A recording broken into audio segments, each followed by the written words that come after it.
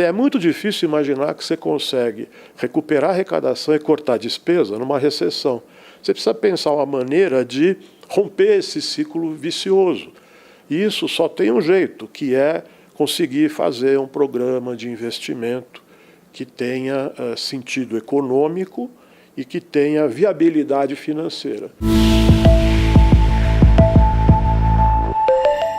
Eu converso agora com o economista-chefe do Banco Fator, José Francisco Lima Gonçalves. Perspectiva para 2017 no mundo é o protecionismo, é o nacionalismo em diferentes países? Conta pra gente. Infelizmente, a tendência é por aí. Tanto em relação à Europa, já ficou bastante claro que você tem movimentos muito fortes de voltar a nacionalismo, voltar a isolacionismo, voltar a ter movimentos de direita, voltar a ter dificuldades de aceitar imigração, de aceitar pessoas diferentes e, inclusive, sinais muito claros de que não queremos União Europeia, no limite não queremos euro. Ou seja, a instabilidade lá está bastante forte e eu acho que continua. É uma reclamação, uma frustração com o processo de globalização das últimas décadas e uma tentativa de fazer com que esse processo recue, o que geralmente não dá certo, né? Você querer voltar ao passado, geralmente não dá certo. Mas isso não quer dizer que as pessoas não vão tentar. Então eu acho que você tende a ter uma progressão nesse tipo de trajetória, nesse comportamento ruim. Isso é ruim politicamente, é ruim para o comércio e é ruim para decisões em geral. Nos Estados Unidos, aí que está a grande novidade, é a eleição do Trump e a posse dele agora em janeiro.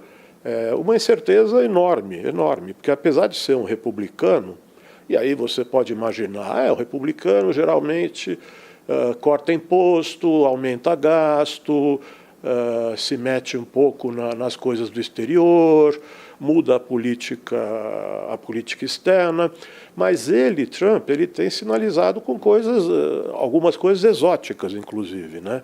Essa história de querer devolver a indústria para os Estados Unidos, a indústria que saiu nos últimos 30, 40 anos, ele queria que volte, é uma coisa que não vai dar certo, né? De qualquer maneira, no mínimo, fica uma incerteza muito grande, no mínimo a economia americana deve desacelerar num primeiro momento, com essa incerteza toda, e os juros vão subir. Acho que esse é um sinal importante, diferente desses últimos 8 anos, 8 ou 9 anos, em que as taxas de juros no mundo inteiro foram para próximo de zero ou até para níveis negativos. Essa é uma grande dificuldade com a qual nós vamos ter que nos virar no ano que vem, pensando na economia mundial. Essa tendência para o protecionismo deve vir para o Brasil? Eu acho que isso não está na nossa pauta, sabe? Com a mudança de governo que a gente teve esse ano, ela passou para uma agenda que é muito difícil, como a gente está vendo, inclusive ligada à definição de política fiscal, reformas na área fiscal, reformas na área trabalhista, e esse assunto protecionismo não está sendo tratado pela gente, né? Eu acho que a gente deve sofrer relativamente pouco, né? Uma parte importante do nosso comércio não é mais com os Estados Unidos tanto, em que pese ser importante com a Europa, com a Ásia é uma parte mais pesada do comércio. Aí eu acho que não vai ter grandes dificuldades. Mas esse assunto nós não estamos olhando aqui, né? Nós estamos olhando aqui, infelizmente, essa situação política absolutamente incerta que tem se misturado com a crise política, atrapalhando alguma solução, com a crise econômica, atrapalhando alguma solução para a própria recuperação da economia, e isso, por sua vez, piora a situação fiscal. O país não cresce, você não arrecada imposto, tem que gastar, a situação fiscal fica mais difícil de tratar. E o que fragiliza a própria posição do governo. Então nós estamos passando por um período muito difícil e cujos desdobramentos principais eu acho que devem ser mesmo que a gente não tenha clareza sobre agenda de curto prazo, me parece que o que vai acabar acontecendo é alguma coisa do tipo: haverá reformas na área da Previdência. Eu acho que haverá. O quanto isso vai caminhar para um lado ou para o outro, eu acho que está razoavelmente aberto. Mas existem temas em relação aos quais, aparentemente, vai se formando um consenso. A questão de idade mínima, por exemplo, e a questão de criar regras de transição que sejam factíveis para uma nova situação de previdência, eu acho que são dois caminhos que, em torno dos quais dá para fazer um acordo político e passar alguma coisa que não resolva no curto prazo, que é impossível. Nós vamos ter déficit esse ano, ano que vem, no outro ano e no outro, bastante provavelmente. Mas a ideia é que você tenha um sinal de que alguma coisa, para onde vai, em que momento, né? De um lado. E, de outro lado, o que é mais difícil, me parece, é que nada disso vai ser possível se a economia não crescer um pouco. Quer dizer, então nós estamos passando pelo tal do ajuste fiscal, ou tentando passar pelo tal do ajuste fiscal.